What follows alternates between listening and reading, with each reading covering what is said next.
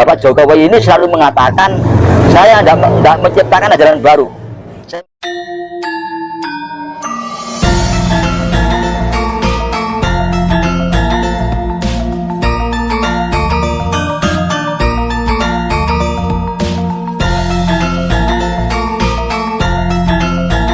Masuk tahun 2000 kita menyebut ini reformasi. Nah, kata-kata reformasi ini sampai sekarang masih perlu dipertanyakan. Memang ada ya agenda reformasi, itu ada agenda reformasi karena dikontrol apakah agenda reformasi ini sudah kita selesaikan. Tapi kata-kata reformasi itu sendiri kalau kita merujuk kepada Eropa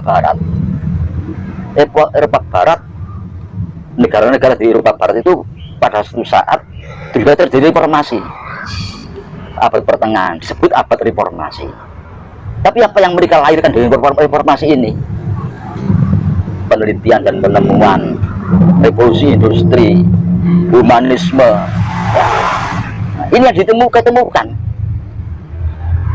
Dia akhirnya menyebut abad itu juga penemuan dan penelitian, abad teknologi modern.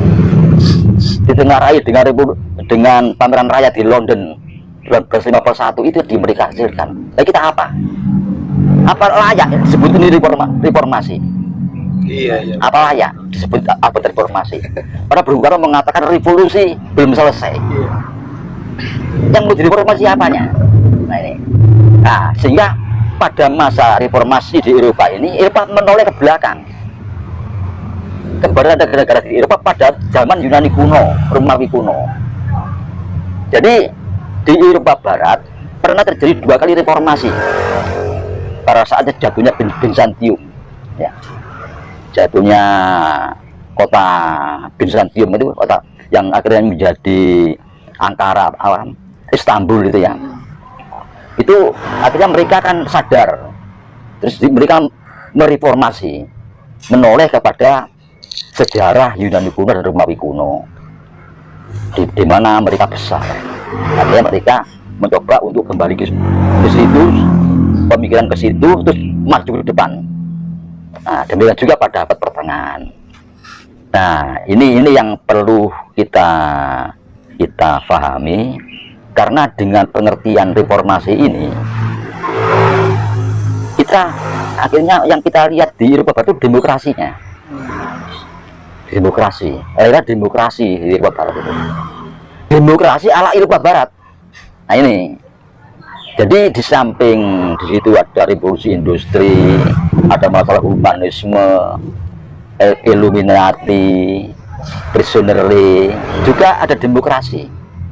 Otomatis demokrasi ini yang diciptakan oleh Eropa Barat ini sesuai dengan jati diri bangsa Eropa Barat yang akhirnya dibawa ke Amerika pada abad 18 tahun 1700 sekian. Bangsa-bangsa yang imigran ke benua Amerika mendirikan negara Amerika dan menyatakan diri merdeka pada tahun 1700 berapa itu beliau merdeka 1776. Nah, sekarang kita berpikir negara besar yang sekarang ini harus diakui dunia bahwa itu adalah negara besar, adalah Amerika Serikat dan Cina. Nah, tadi saya mengatakan bahwa imigran dari Eropa, terutama Inggris, masuk ke benua Amerika. Di sini ada seorang militer, seorang jenderal, namanya George Washington. Nah ini yang menarik. Akhirnya George Washington ini menggerakkan pasukannya, menggerakkan rakyatnya di Amerika untuk melawan Inggris. Karena dia orang Inggris. Akhirnya merdekalah Amerika Serikat, dinyatakan merdeka dari Inggris. Nah ini George Washington ini menjadi bapak bangsa. Kalau di Indonesia Bung Karno. Nah itu maksud saya. Nah, jadi George Washington ini akhirnya mendirikan negara Amerika Serikat itu. Apa yang diajarkan George Washington? Patriotisme. George Washington mendirikan rasa kebangsaan, menanamkan rasa kebangsaan, patriotis. Nah, kenapa? George Washington rupanya menoleh ke belakang. Zaman Romawi kuno. Di zaman Romawi itu sebelum Romawi ini besar, di kota Romawi ini ada satu kelompok yang namanya kelompok Patria, patriotik. Ada kelompok patriot, ada kelompok plebeier. Nah, ada kelompok plebeier, kelompok patriot. Kelompok patriot ini lah yang bergerak akhirnya membesarkan Romawi, kekaisaran Romawi. Ini yang diambil oleh George Washington. Akhirnya George Washington menjadi sebagai presiden pertama Amerika Serikat. Nah, setelah George Washington, muncul lagi di Amerika itu seorang tokoh namanya Thomas Jefferson. Nah, Thomas Jefferson. Ini presiden Amerika yang keberapa itu? Tahun 1801 kata itu. Thomas Jefferson ini. Nah, beliau itu mengajarkan tentang Declaration of Independence. Inilah yang menjadi ideologinya orang Amerika Serikat. Declaration of Independence. Ini yang diciptakan oleh Thomas Jefferson. Nah, akhirnya Amerika itu menjadi besar karena mereka ini bertumbuh pada dua ajaran ini, George Washington dan Thomas Jefferson. Patriotisme dan liberalisme ekonomi liberal. Nah, sampai sekarang pun ini berpegangan. Jadi Amerika Serikat ini punya dua bapak bangsa yang dipakai buat pegangan untuk maju. Nah, sedangkan bapak bangsa ini melahirkan ajaran berkiblat kepada ajaran bangsanya sendiri zaman lampau Romawi kuno. Nah, ini. Nah, yang kedua, Cina. Tadi kan saya katakan bahwa negara yang paling hebat sekarang di dunia ini Amerika Serikat dan Cina. Cina juga demikian. Tahun 1946 lahir seorang Mao Zedong. Ya, Mao Zedong. Ya, dia yang mendirikan Cina komunis. Nah, dia mengajarkan apa? Revolusi budaya.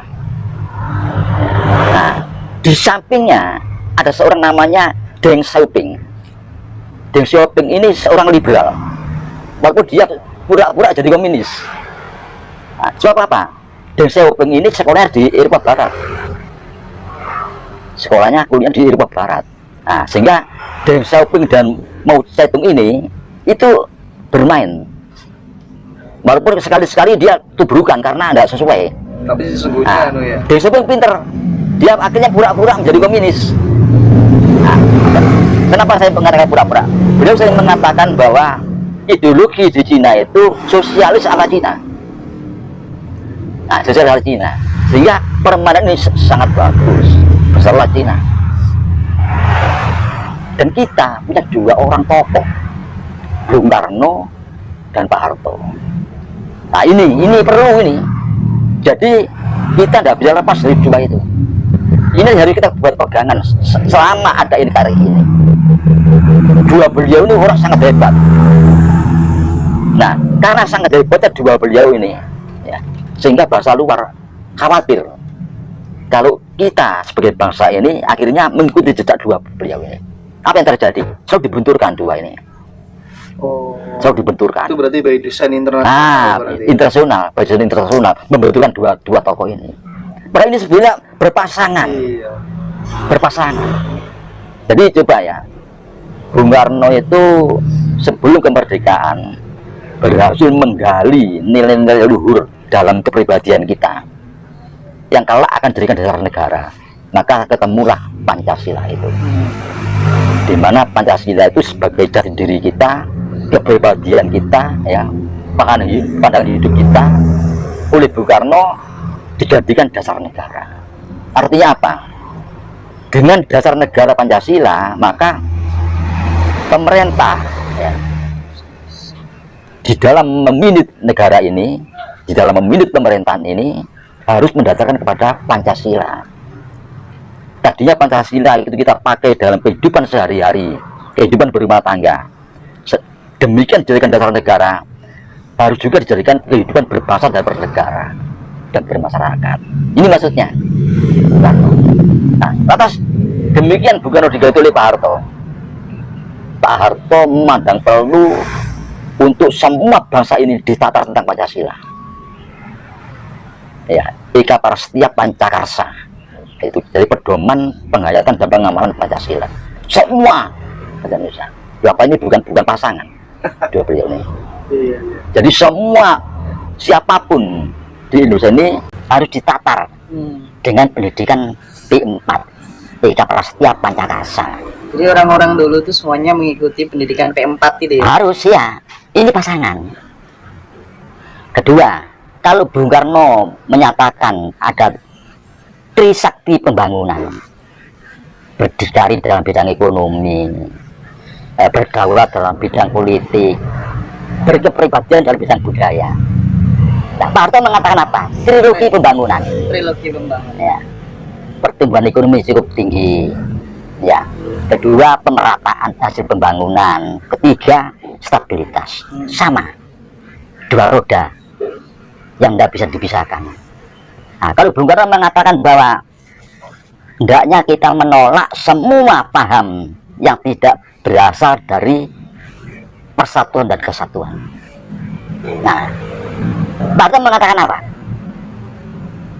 Carilah persamaan dalam perbedaan itu dan kembangkan. Sama kan ini? Ini sama. Jadi mereka itu pasangan. Iya. Jadi kita harus mengikuti dua beliau ini ya. Dua bangsa ini harus kita ikuti. Pemerintah tidak perlu harus menciptakan GBHN baru. Nah, ini yang kita salut ya. Setelah Pak Harto lengser, semua penggantinya ini rupanya mau menciptakan ajaran baru. Tapi Bapak Jokowi ini tidak. Bapak Jokowi ini selalu mengatakan, saya tidak menciptakan ajaran baru, saya mengikuti ajaran lama. Nah, berarti ajaran Bung Karno dan Pak Harto ini, GBHN per 20 tahunan dibagi per 5 tahunan dari pemerintah. Nah, ini terus diteruskan.